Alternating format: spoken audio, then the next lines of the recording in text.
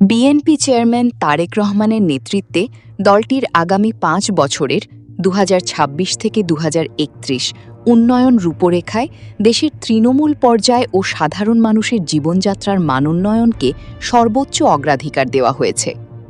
এই পরিকল্পনার প্রধান লক্ষ্য হল দেশের যুব সমাজের বেকারত্ব দূরীকরণে আগামী ৫ বছরে ১ কোটি নতুন কর্মসংস্থান সৃষ্টি করা এবং তরুণ উদ্যোক্তাদের জন্য সহজ শর্তে স্টার্ট-আপ ঋণের ব্যবস্থা করা। দেশের কৃষিখাত ও গ্রামীণ অর্থনীতিকে চাঙ্গা করতে প্রতিটি গ্রামকে শহরের মতো আধুনিক সুযোগ সুবিধা সম্পন্ন হিসেবে গড়ে তোলা হবে। কৃষকদের জন্য কৃষক কার্ড চালু করা হবে এবং ১০,০০০ টাকা পর্যন্ত বকেয়া কৃষি ঋণ সুদসহ মওকুফ করা হবে।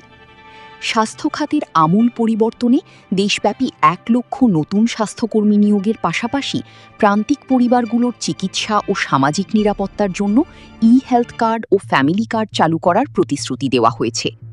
জলবায়ু পরিবর্তনের ঝুঁকি মোকাবিলায় দেশজুড়ে ২৫ থেকে ৩০ কোটি গাছ রোপণ এবং ২০,০০০ কিলোমিটার নদী ও খাল খননের মেগা প্রকল্প হাতে নেওয়া হয়েছে।